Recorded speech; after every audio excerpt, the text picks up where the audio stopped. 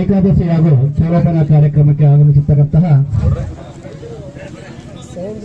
ಎಲ್ಲ ಗಣ್ಯರಿಗೂ ವಿಶೇಷವಾಗಿ ಶ್ರೀ ಶ್ರೀ ಶ್ರೀ ಶ್ರೀ ಹನುಮಂತನಾಥ ಸ್ವಾಮೀಜಿಯವರ ಪಾದಾರಂಭಗಳಿಗೆ ಅರ್ಪಿಸುತ್ತಾ ನಮಿಸುತ್ತಾ, ಹಾಗೆ ಈ ಒಂದು ಕಾರ್ಯಕ್ರಮಕ್ಕೆ ತಾವೆಲ್ಲರೂ ಸಹ ಬಹಳ ವಿಶೇಷವಾಗಿ ಹೆಚ್ಚಿನ ಸಂಖ್ಯೆಯಲ್ಲಿ ಸೇರೋದ್ರ ಮುಖಾಂತರ ಅಭಿಲಾಷ್ ಗೌಡ ಅವರ ಒಂದು ಏನು ಇನ್ನು 6 ದಿನದ ಎಲ್ಲರನ್ನು ಪ್ರತಿಯೊಬ್ಬರನ್ನು ಸಪೋರ್ಟ್ ಮಾಡಿ ಕರೆಸೋದ್ರ ಮುಖಾಂತರ ಒಂದು ಕಾರ್ಯಕ್ರಮಕ್ಕೆ ಒಂದು ಚಾಲನೆ ಕೊಟ್ಟಿದ್ದಾರೆ.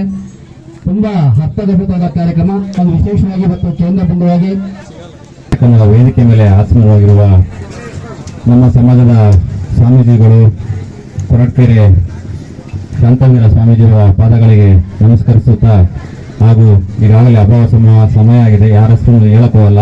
ವೇದಿಕೆ ಮೇಲೆ ಆಸೀನವಾಗಿರುವ ಎಲ್ಲ ಗಣ್ಯರೇ ಹಾಗೂ ರಂಗಸ್ವಾಮಿಯ ಭಕ್ತಾದಿಗಳೇ ಹಾಗೂ ಪತ್ರಿಕಾ ಮಾಧ್ಯಮದ ಅಣ್ಣಂದಿರೇ, ಈಗಾಗಲೇ ಹೇಳ್ತಾ ಇದ್ದಾರೆ, ನಮ್ಮ ಚಿಕ್ಕೂರಲ್ಲಿದ್ರು ನಾವು ತುಂಬಾ ಅಚ್ಚುಕಟ್ಟಾಗಿ ದೇವಸ್ಥಾನ ನಡೆಸ್ಕೊಂಡು ಬರ್ತಾ ಇದ್ದೀವಿ.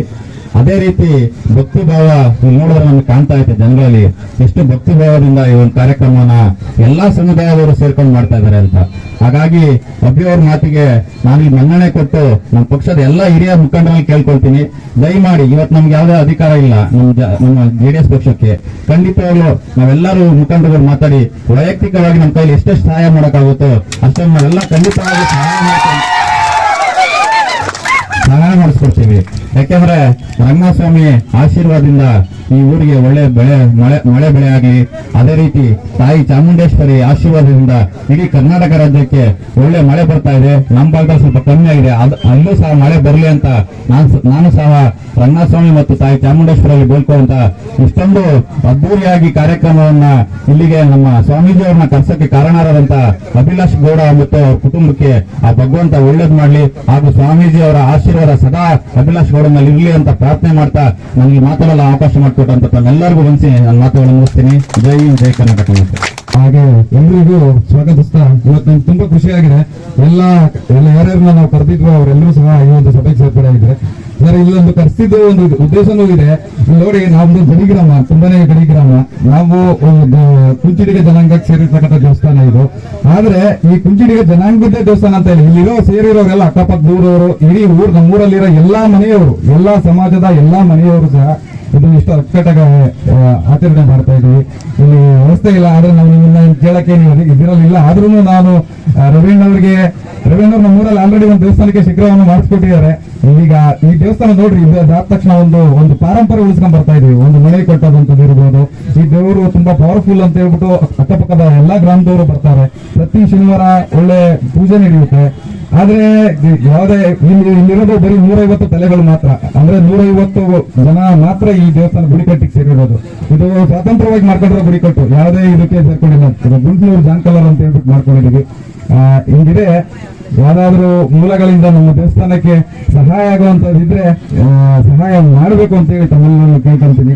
ಅಂದ್ರೆ ಊರ್ ಚಿಕ್ಕದಾದ್ರೂ ಸಮೇತ ಇಡೀ ಊರಲ್ಲಿ ಒಂದು ಒಗ್ಗಟ್ಟನ್ನ ಇವತ್ತು ನೀವೆಲ್ಲರೂ ಕೂಡ ತೋರಿಸಿದ್ದೀರ.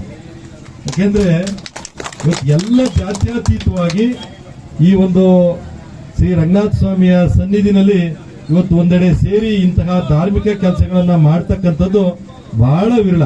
ಯಾಕೆಂದ್ರೆ ಈಗಾಗಲೇ ಊರುಗಳಲ್ಲಿ ಈ ರಾಜಕೀಯ ಬೆರೆತು ಬಿಟ್ಟು ಬಹಳ ಒಂದೊಂದು ಪಾರ್ಟಿಯರ್ ಒಂದೊಂದ್ ತರ ಇವತ್ತು ಅವ್ನ್ ಮಾಡ್ತಾನೆ ಅಂದ್ರೆ ಇವನ್ ಹಿಂದೇರಿಯೋದು, ಇವನು ಆಡ್ತಾನೆ ಅಂದ್ರೆ ಅವನೇನ್ ಮುಂದುವರಿಯೋದು, ನಾನೇನು ಹೋಗೋಣ, ಈ ರೀತಿ ಗೊಂದಲಗಳು ಪ್ರಾರಂಭ ಆಗಿ ದೇವತಾ ಕಾರ್ಯಗಳು ಮಾಡ್ತಕ್ಕಂಥರೇ ಇವತ್ತು ನಿಜ ಕೂಡ ಕಡಿಮೆ ಆಗಿದೆ. ಆದ್ರೆ ನಿಜ ಇವತ್ತೊಂದು ಜಾತ್ರೆ ಉಪಾದಿನಲ್ಲಿ ಇಡೀ ಈ ದೇವಸ್ಥಾನದ ಎಲ್ಲ ಒಕ್ಕಲುಗಳು ಮತ್ತು ಎಲ್ಲ ಈ ಒಂದು ಊರಿನ ಎಲ್ಲ ಸಮುದಾಯಗಳು ಒಂದೆಡೆ ಸೇರಿ ಬಹಳಷ್ಟು ವಿಶೇಷವಾಗಿ ಒಂದು ಜಾತ್ರೆಯ ಒಂದು ಇದರಲ್ಲಿ ಈ ಒಂದು ಕಾರ್ಯಕ್ರಮವನ್ನ, ಏಕಾದಶಿಯ ಕಾರ್ಯಕ್ರಮನ ಹಮ್ಮಿಕೊಂಡಿರ್ತಕ್ಕಂಥದ್ದು ನಿಜ ಕೂಡ ನಿಮ್ಮೆಲ್ಲರಿಗೂ ಕೂಡ ವಿಶೇಷವಾಗಿ ನಿಮ್ಮೆಲ್ಲ ಭಕ್ತಾದಿಗಳಿಗೆ, ಊರಿನ ಮುಖಂಡರಿಗೆ ನಾನು ಮತ್ತೊಮ್ಮೆ ವಿಶೇಷವಾಗಿ ಏಕಾದಶಿಯ ಪ್ರಯುಕ್ತ ಅಭಿನಂದನೆ ಸಲ್ಲಿಸ್ತೀನಿ. ಋಣವನ್ನು ನಾವು ಯಾವತ್ತೂ ಕೂಡ ತೀರಿಸ್ತೀವಿ. ನಮ್ಮ ಪ್ರಕಾಶ್ ಅವರು ಹೇಳಿದಂಗೆ ಇವತ್ತು ನಮ್ಮಿಂದ ವೈಯಕ್ತಿಕವಾಗಿ ನಿಮ್ಮ ಗ್ರಾಮಕ್ಕೆ ಏನಾಗಬೇಕು ಅದನ್ನ ಈಗಾಗಲೇ ನಾನು ಮಾಡೋದಕ್ಕೂ ಕೂಡ ನಾವೆಲ್ಲರೂ ಕೂಡ ಮಾತಾಡ್ತೀವಿ.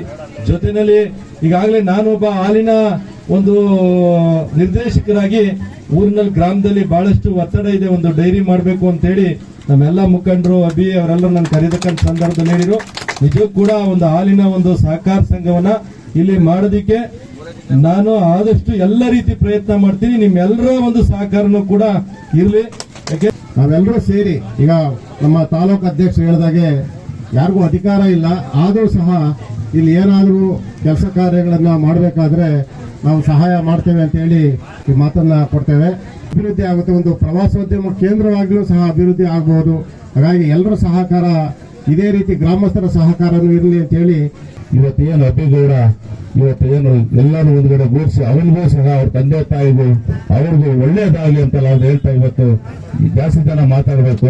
ಆ ದೆಸೆಯಿಂದ ಎರಡೇ ಮಾತಲ್ಲಿ ನಾನು ಮಾತು ಮುಗಿಸ್ತೇನೆ. ಅದರಿಂದ ದೇವರೆಲ್ಲರಿಗೂ ಅವ್ರ ಕುಟುಂಬಕ್ಕೆ ಒಳ್ಳೇದ್ ಮಾಡಲಿ, ನಮ್ಮ ಅಬ್ಬಿಗೌಡ ಕುಟುಂಬಕ್ಕೆ ಅಂತ ನಾನಾದ್ರೂ ಹೇಳ್ತಾ ನಾನು ಮಾತು ಮುಗಿಸಿ ವಂದಿಸ್ತೇನೆ. ಜೈ ವಿಜಯ ಕರ್ನಾಟಕ.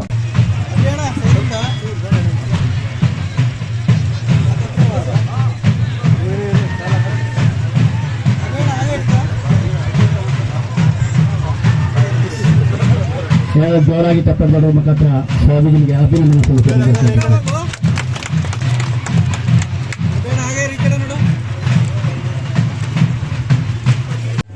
ಶ್ರೀ ಹನುಮಂತನಾಥ ಸ್ವಾಮೀಜಿಯವರ ದಿವ್ಯ ಸಾನ್ನಿಧ್ಯದಲ್ಲಿ ಹಾಗೂ ಎಲ್ಲ ಗಣ್ಯರ ಸಮ್ಮುಖದಲ್ಲಿ ಇವತ್ತೇನು ಅಭಿಗೌಡ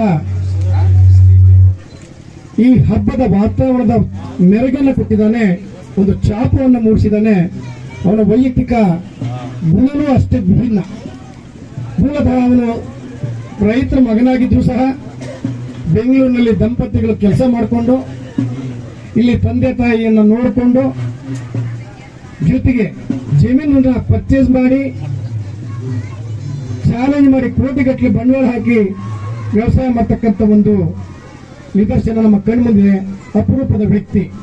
ಹಾಗೆ ರಾಜಕಾರಣದಲ್ಲೂ ಒಂದು ಚಾಪನ್ನು ಮೂಡಿಸಿ ಜೊತೆಗೆ ಧಾರ್ಮಿಕ ಕಾರ್ಯಗಳನ್ನು ತೊಡಗಿಸಿಕೊಂಡು ಬಹಳ ಭಿನ್ನವಾದ ಶೈಲಿನಲ್ಲಿ ಆ ಹುಡುಗನ ಜೀವನ ಅದೇ ರೀತಿ ರಂಗನಾಥ ಸ್ವಾಮಿ ಇನ್ನೂ ಹೆಚ್ಚಿನ ಪ್ರೋತ್ಸಾಹ ಕೊಟ್ಟು ಇನ್ನೂ ಹೆಚ್ಚಿನ ಹುರುಪನ್ನು ಕೊಟ್ಟು ಆಸಕ್ತಿಯನ್ನು ಕೊಟ್ಟು ಅವನ ಜೀವನದಲ್ಲಿ ಪರಮಾತ್ಮನ ಆಶೀರ್ವಾದ ಸದಾ ಇರಲಿ, ಅವನ ಕುಟುಂಬ ನಂದಾದೀಪವಾಗಿ ಬೆಳೀಲಿ ಅಂತ ಹಾರೈಸ್ತಾ ನನ್ನೆರಡು ಮಾತು ಮುಗಿಸ್ತೇನೆ.